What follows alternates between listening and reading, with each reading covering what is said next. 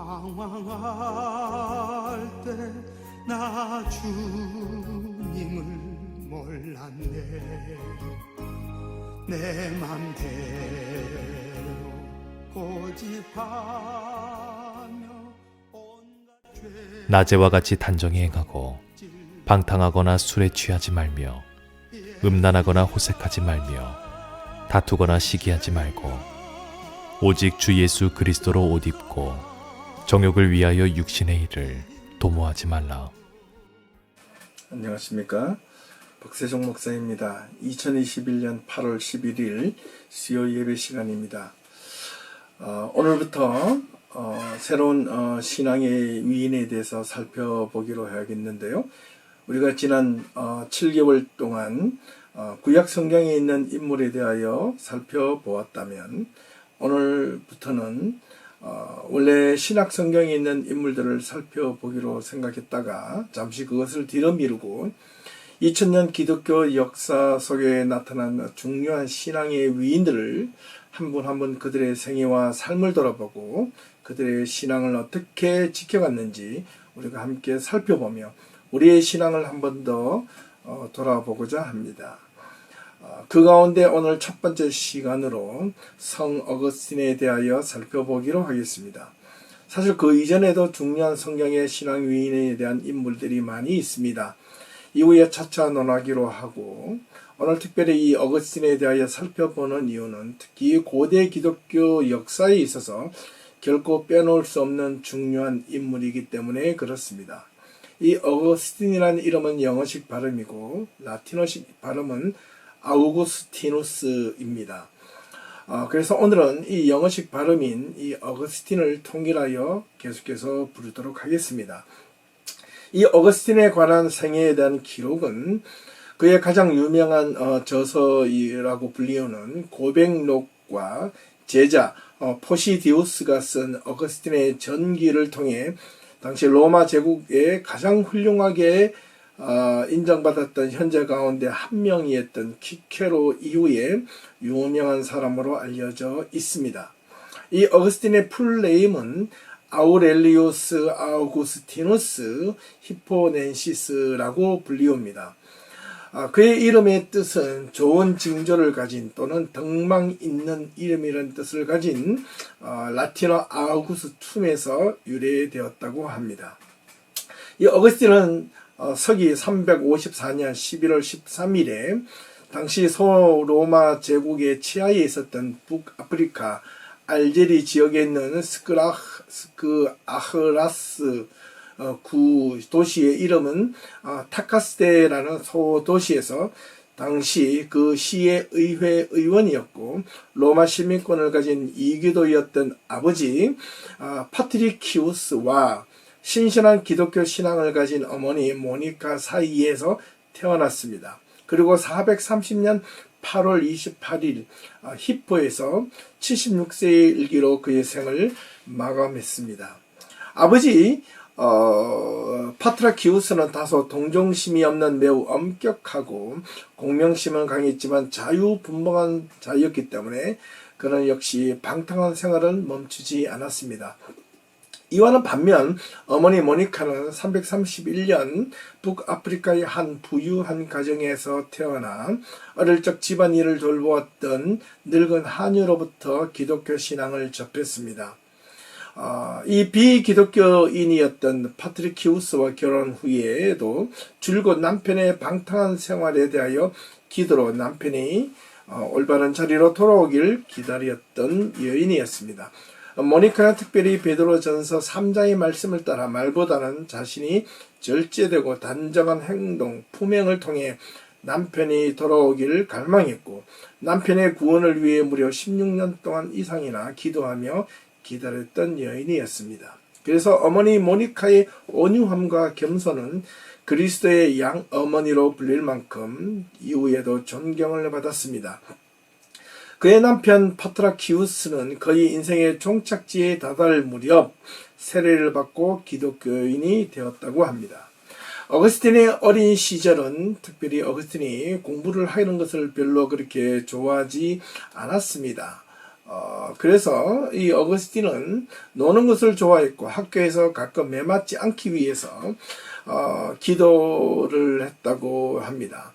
무엇보다 학교에서 헬라를 배울 때 문법적으로 틀리지 않게 해서 강박관념이 조금 있었고 무서워했다고 전해지고, 그래서 특별히 헬라어와 헬라 문학을 공부하는 것을 몹시 싫어하기도 했다고 합니다. 그래서 학교 제도권 안에서 얽매여 답답하게 공부하는 것을 결코 달거워하지 않았습니다. 하지만 라틴어의 경우에 있어서는 어려서부터 유머들이 해주는 말과 함께 놀아진 사람들이 덕분에 자연스럽게 배우게 되었습니다.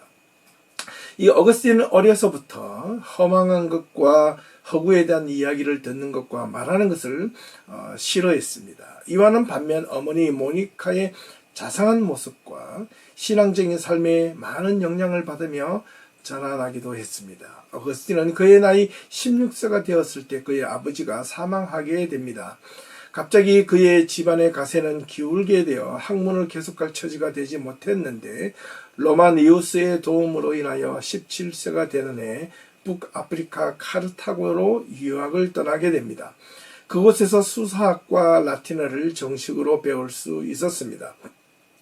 그곳에서 괄목한 성적과 두드러진 어떤 그런 역량을 드러내게 되자 자신에 대한 자긍심이 높아졌고, 특별히 자신의 능력으로 진리를 탐구해 보려는 강한 열정을 보였습니다. 그가 머물렀던 카르타고는 무엇보다도 북아프리카 지역에서 정치, 문화의 또는 교육의 중심지였습니다. 이교 사상과 기독교, 그리고 상인과 군인, 옛것과 새것이 서로 뒤섞여 공존했던 항구 도시이자 로마 교통의 중심지이기도 했습니다. 그래서 특별히 물질주의와 감각적인 쾌락과 오락들이 넘쳐났고 만연했던 삶의 유의를 위한 최고의 도시이기도 했습니다. 예. 그런 카르타고에 공부하면서도 그의 도시의 감각적인 생활에 빠져 타락하기 시작했습니다.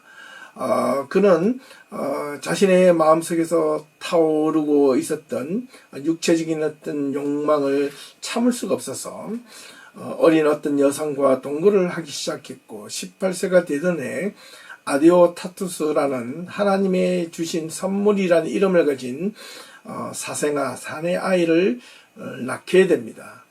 이로 인하여 성적 쾌락의 극치인 방탕의 길을 걷기 시작합니다. 19세가 되었을 때 어거스틴은 그 키케로의 호르텐시우스라는 것을 읽고 성경은 너무나 진부하고 단순하며 키케로의 저서의 위험보다 비교할 만한 것이 되지 못한다고 하여 신앙을 버리고 어머니 모니카의 바램과는 달리 기독교와 멀어지기 시작하며 더욱 방탕한 삶에 빠지기 시작합니다.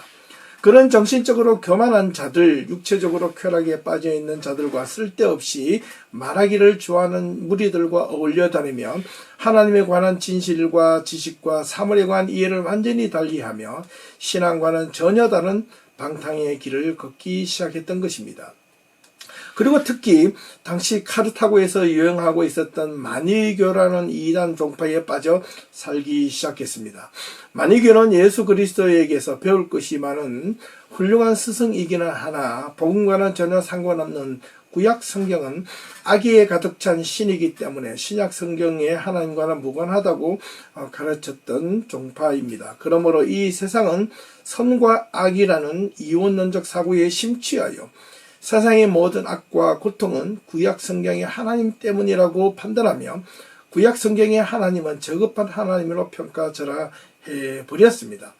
이러한 만유교에 9년 동안이나 심취하여 이단 종파에 빠져 살았다는 소식을 듣게 되었을 때 그의 어머니 모니카가 듣고 경악을 금치 못하여 오히려 절대 집에 들어오지 못하게끔 단호하고 강경한 모습을 보이기도 했습니다. 하지만 어거스틴은 이와는 달리 또 탄탄대로를 걷기 시작합니다. 377년 아프리카 총독, 당시 총독이 주관하였던 웅변 대회에서 석권하여 카르타고의 한 대학에서 교수 자리를 얻게 됩니다. 어거스틴은 이를 기회로 삼아 출세로 삼기 위해 로마에 가기로 결심합니다. 어거스틴은 자신이 무엇보다 성공적인 삶을 살아가기 위해 은연중에 가입했던 만유교에 대한 의구심을 다시 한번 품게 되었고, 내면 속에서는 알 수 없는 영적 불안감에 사로잡히고 있는 자신을 발견하게 됩니다. 어거스틴의 나이 29에 만유교의 주교였던 파우스투라는 사람이 카르타고에 왔을 때 그의 유창한 웅변과 연설로 청중들을 유혹하고 있다는 것을 알게 됩니다. 만유교의 주교인의 파투스라는 사람이 카르타고에서 연설했던 그 연설을 들어보면 만유교에 대한 선과 악에 대한 이론적인 사상에 대한 허점을 발견하게 됩니다. 그들이 마음속에 죄와 어두움은 발견하지 못하고 오히려 이 파우스투스의 어떤 유창한 웅변과 연설로 청중들을 오히려 기만하고 있었던 것입니다.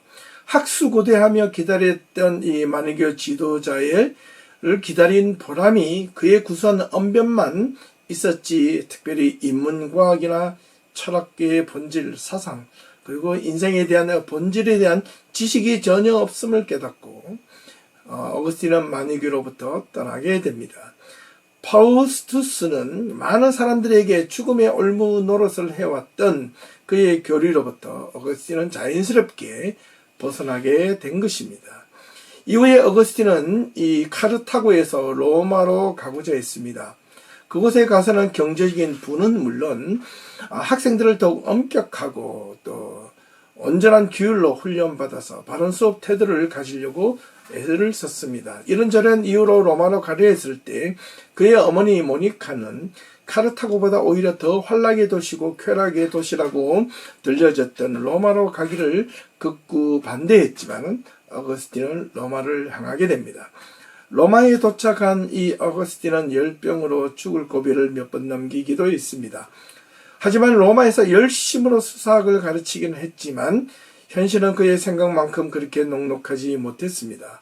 로마에 있었던 학자들은 당시 온갖 갖은 방법을 통해 수업료를 횡행하였고 법과 정의와 질서를 망각한 채 돈을 사랑하는 행위의 모습을 직면하며 그는 회의심과 정오심마저 들게 되었습니다. 이때 밀라노에서 수사학 교사 한 명을 뽑는다는 소식을 로마 시장에게 듣게 되죠. 당시 함께 절친이었던 만유교 친구들의 추천으로 인하여 밀라노에서 수사학 교사, 즉 공공집회 연설자, 퍼블릭 오레이터의 역할을 하게 됩니다. 이곳에서 어거스틴은 당시 밀라노에서 암브로시우스라는 뛰어난 감독이자 기독교 설교가가 있다는 소식을 접하게 됩니다. 이 암브로시우스의 설교는 웅변 기법이 아닌 그의 정직성과 정성을 다해 그의 삶을 통하여 거짓으로 가득 찬 내용을 문자적으로 받아들였다고 비판한 만유교의 사상이 얼마나 잘못되었는지 이 암브로시우스의 설교를 통해 그의 만유교에 그릇된 실체를 발견하고 새로운 기독교 관점에 대한 눈을 뜨게 되었습니다. 어거스틴이 발견한 이 참 기독교 신앙은 특별히 이성적인 판단이 신앙의 유일한 길만이 아니라 이성 그 자체까지도 신앙 안에서 머무러지고 신앙으로 붙들려질 때 인간에게 주어진 이성의 기능을 온전히 다할 수 있다고 보고 회개의 자리로 나아갈 수 있었던 것입니다. 그동안 자신은 잠시 어릴 적 기독교 신앙을 가졌으나 청년 시절 더 이상 거기에 머무르지 않고 방탕과 타락의 길로 접어들며 명예와 돈과 결혼을 추구하였지만 그전에 그럼에도 불구하고 여전히 주님은 자신에게 괴로움과 고통을 주었을 뿐만 아니라 동시에 사랑과 자비로 다시금 자신을 인도하여 하나님 앞으로 돌아오게끔 만들었다고 어거스틴은 훗날 고백하게 됩니다. 하지만 여전히 자신 속에 남아있는 공허함과 성적인 문제는 여전히 미궁색에 빠져버렸습니다. 해결책을 구하지 못했습니다. 끊임없이 남들 앞에서 로마 황제였던 발렌티아누스를 찬양하는 웅변을 갖는 온갖 미사 여구를 사용하여 연설을 하면 할수록 그의 내적인 공허함은 더욱 커져만 갔고, 그런 어떤 공허함과 이 좌절감에 빠져있을 때 어느 날 밀라노의 한 거리에서 한 거지가 술에 취하여 자신 앞을 지나가고 있는 모습을 보고 어거스틴을 불쌍하게 생각했습니다. 하지만 그 거지는 도리어 천하를 가진 듯 호탕하게 웃는 모습이 너무나도 기뻐하고 순진하게 보였고 정말로 신실하게 정직하게 보였습니다. 그래서 그 모습을 본 어거스틴은 자신의 친구들에게 이렇게 이야기합니다. 우리는 한 번도 저런 저 거지와 같은 느끼는 행복감을 가지고 노래하고 춤춰 본 적이 있었던가 라고 반문하기도 하였다는 겁니다. 그가 15년 동안이나 동거해온 여인을 새로운 결혼을 위해 자신이 장애가 된다면 헤어지겠다고 말하자. 하지만 그녀는 다른 남자와 재혼하지 않겠다고 약속하며 사생아이였던 아들 아데오 타투스를 어거스틴 곁에 남겨두고 자신은 고향 아르피카로 돌아가 버렸습니다.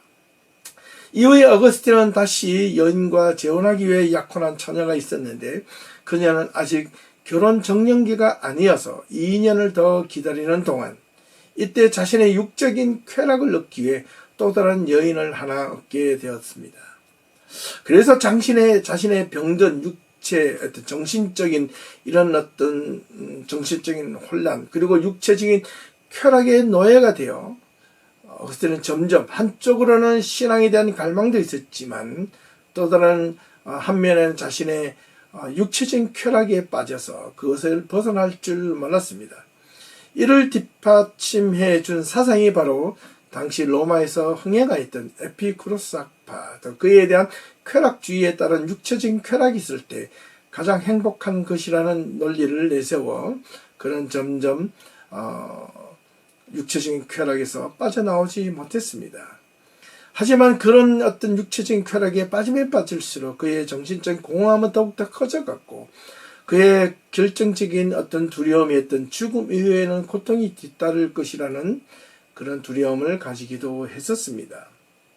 어거스틴은 아무튼 자신의 육체적인 쾌락이 심하면 심해질수록 정신적인 공허함과 박탈감 그리고 죽음이라는 문제 앞에 실존적으로 직면하게 되었을 때 그에게 주어진 공포감은 실로 극에 달했다고 고백합니다. 그동안 자신이 공부한 플라톤 철학을 통해 감히 알 수 없었던 요한복음 1장에 있는 말씀이 육신이었다는 내용을 전혀 그전에는 이해하지 못했는데 플라톤 철학에서는 감히 알 수 없었던 자신의 내면 속에 두 가지가 싸우는 모습, 그런 한계에 직면했던 로마서 7장의 내용과 예수 그리스도로 말미암아 주님의 은혜 외에 그 어떤 무엇도 자신의 사망에서 구해낼 수 없다는 것을 깨닫게 되었다고 훗날 고백하게 됩니다. 그는 거룩한 일을 위하여 막연한 소명을 느꼈지만 여전히 자신의 마음속에 남아있었던 정욕적이고 육체적인 욕망으로부터 결코 벗어나지 못한 마음의 변화를 얻기 위하여 훗날 자신의 스승이었던 이 암브로시우스의 스승이자 자신의 아버지처럼 사랑하고 따랐던 경건한 노인 심플리키아누스를 찾아가서 당시 가장 유명한 수사학자인 비토리누스가 자신이 가르쳤던 수사학에는 구원이 없다는 것을 모든 성도들 앞에서 선포하고 당당하게 고백하였을 뿐만 아니라 자신도 이후로 자신의 삶을 회개하고 돌이켜 올바른 삶을 살기로 각오했습니다. 그렇게 고백했습니다. 사실 어거스틴이 기독교를 떠나게 된 이유를 제공했던 단초는 당시 최고의 현자로 불려졌던 철학자 키케로의 호르텐시우스로 시작된 지혜를 찾기 위한 참된 지혜를 찾기 위한 갈망과 여정이었습니다.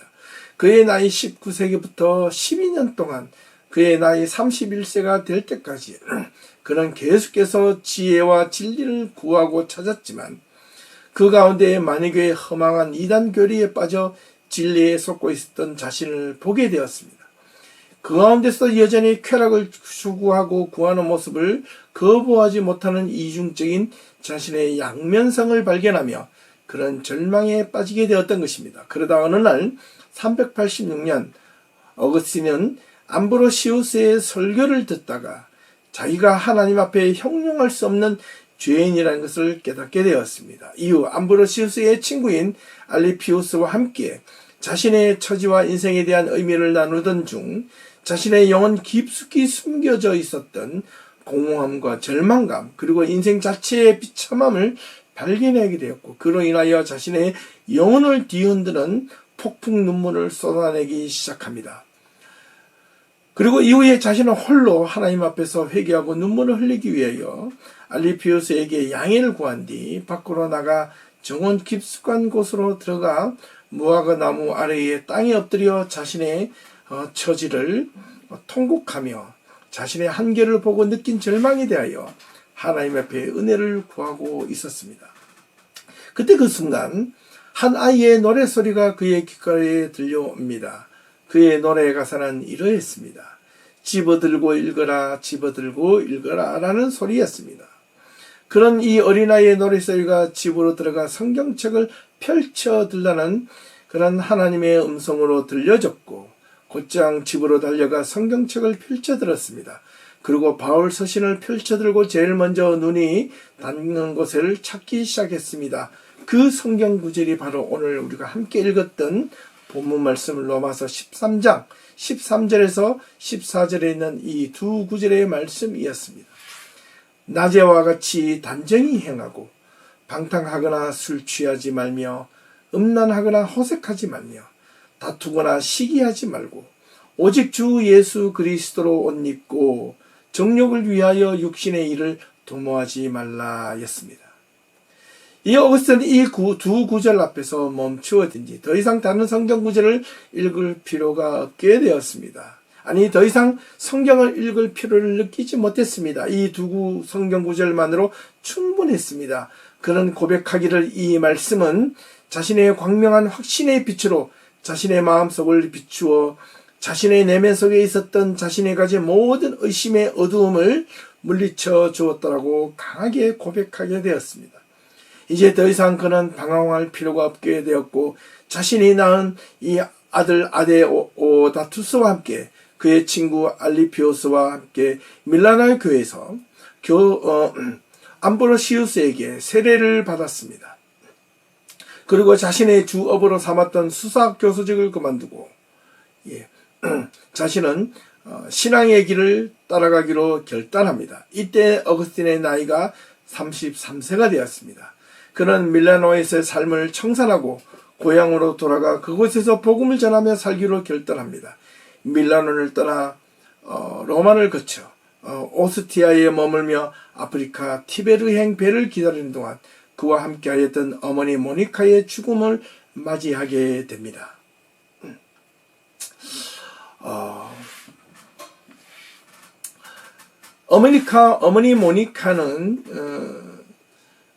어머니 모니카를 통해 이 어거스틴은 이렇게 자신에게 어머니가 말한 것을 회상합니다.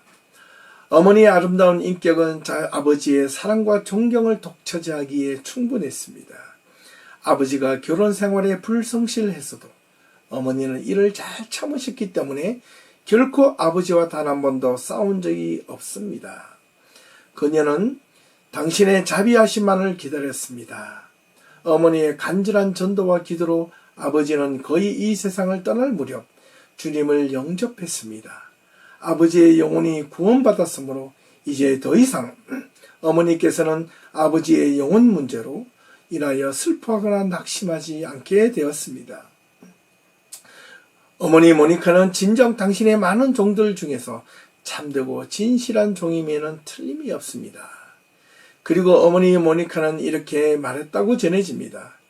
이 세상에 내가 미래를 두고 조금 더 살아보려고 애쓴 데에는 오직 한 가지가 이유가 있었다. 그것이 이 어미가 죽기 전에 어거스틴 내가 그리스도인이 되는 모습을 보고 꼭 죽어야겠다는 생각에서였단다. 이제 하나님께 나의 소망을 이루어 주셨구나. 이제는 내가 세상에 주는 쾌락을 경멸하고 주님의 종이 되었으니 이제 더 이상 내가 바랄 것이 무엇이 있었더냐. 내가 이 땅에서 할 일을 다 이루었구나 라고 그의 어머니의 마지막 말을 기억하고 있었습니다. 이 어거스틴은 AD 기원 서기 388년 그의 고향 타가스키로 돌아온 뒤 한 작은 수도회를 세웠는데 이것이 오늘날 어거스틴 수도회의 시초가 되었습니다. 그는 고향에서의 삶은 그리 순탄하지 못했습니다. 그의 아들 데오다투스는 16세의 나이로 죽게 되었고 그로 인하여 슬픔에 빠졌지만 믿음으로 극복하기에 사실은 역부족이었습니다. 하지만 그는 신실한 믿음을 가지고 잘 이겨냈고 회심을 경험한 387년부터 계속해서 그가 죽을 때까지 많은 작품 활동을 해온 가운데 특별히 철학과 신학적인 작품에 더욱 열정을 보였습니다. 당시 히포에서 주교로 활동하였던 나이 많은 발레리우스 감독은 391년에 어거스틴을 사제로 안수하게 되었고 자기 교구의 여러 가지 종교적인 문제를 해결하는 조수가 될 것을 요청했습니다. 이때부터 어거스틴은 히프로 옮겨가 순식간에 유명세를 타기 시작했습니다. 그의 생활 방식과 설교 또한 주석들과 신학 저술 등을 통해 많은 목회자들로부터 존경을 받게 되었습니다. 발레리우스 감독은 자신의 임종이 가까움을 알고 이 어거스틴을 히포의 부감독으로 임명한 뒤 1년 뒤에 발레리우스 감독이 죽게 되자 396년에 히포의 감독이 되어 그곳에서 무려 34년 동안 교회를 섬겼습니다.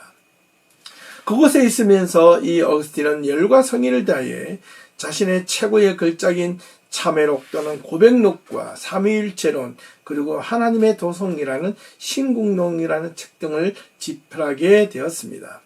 특별히 이단 종파 가운데 하나인 도나투스파와 싸움을 벌이게 되었습니다. 도나투스파는 4세기에서 5세기 동안 로마 제국에 속한 아프리카에서 번성하였던 기독교의 종파 가운데 하나였습니다. 급진적인 분파주의로 알려진 이유는 신학적이고 이단적인 어떤 요소는 그렇게 크진 않았지만 오히려 신앙의 배교자에 대한 문제로 많은 논쟁이 일어났습니다. 신앙을 배교한 자들을 결코 용서할 수 없다는 논리였습니다. 어거스틴 자신이 사실은 이전에 신앙을 떠나 젊은 청년기에 방황하며 교회를 떠난 적이 있었던 경력으로 보았을 때 이들에 대한 과도한 정죄와 배교자에 대한 배경만이 순수한 신앙을 지킬 수 있다고 보았던 도나투스파와 신랄한 논쟁을 벌이게 되었던 것입니다. 또한 이 어거스틴은 인간이 오로지 자신의 공로와 노력으로 구원을 얻을 수 있다는 절대 자유에 대한 펠라기우스 사상에 맞서 또한 치열한 싸움을 싸우며 급기야는 477년에 펠라기우스를 이단으로 정죄하는 데 큰 역할을 담당하게 되었습니다. 그런 이 33세의 세례를 받고 회심한 후에 히포의 감독이 되어 430년 8월 18일에 죽을 때까지 쉬지 않고 그는 신학적 저작에 몰두하며 교회를 가르쳤습니다. 당시 자신이 살고 있던 지역 게르만족 민족의 일파였던 반달족의 왕 가이세릭이 침공해 왔을 때 히포에 있었던 많은 시민들을 독려하고 도시 방어에 가담하기도 했습니다. 하지만 도시가 포위된 지 3개월 만에 어거스틴은 430년 8월 28일 76세의 일기로 생을 마감하게 됩니다. 여기까지 유명한 성 어거스틴에 대한 생애를 잠시 살펴보았습니다. 그의 신학 사상은 실로 방대하고 또한 크기에 지금까지 그의 영향이 여전히 미치고 있음을 신학 공부를 해본 사람들은 이 어거스틴의 영향이 얼마나 큰지 쉽게 짐작할 수 있습니다. 그의 저서들 가운데 가장 옥석이라 할 수 있는 고백록에 대하여 잠시 오늘 마지막으로 살펴보기로 하겠습니다.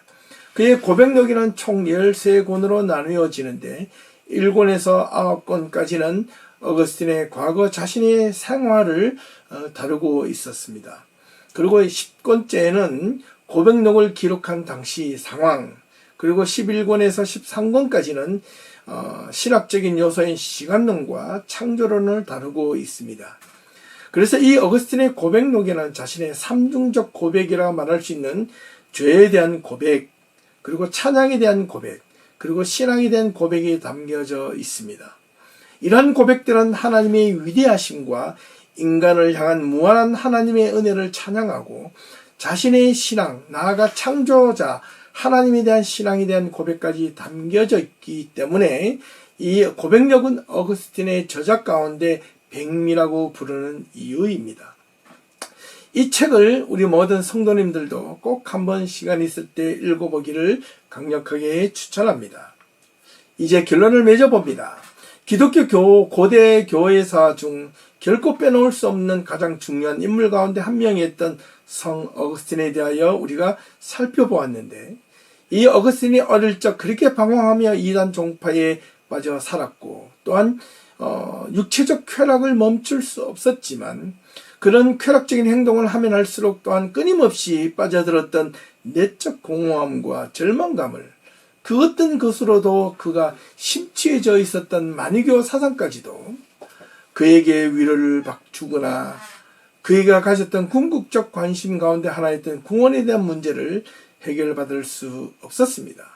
그래서 그는 386년 암브로시우스의 설교를 듣다가 자기가 하나님 앞에서 형용할 수 없는 죄인이라는 것을 깨닫고 이후 암브로시우스의 친구인 알리피우스와 함께 자신의 처지와 인생에 대한 의미를 나누던 중 원인 모를 폭풍 눈물을 흘리며 혼자 울기 시작했고, 또한 그곳에서 우연히 듣게 된 어린아이의 노래 가사 소리에 성경책을 펼쳐들고 읽었던 성경 한 구절, 로마서 13장 13절에서 14절 그 두 구절이 이 어거스틴의 인생을 완전히 바꾸어 놓게 되었던 것입니다.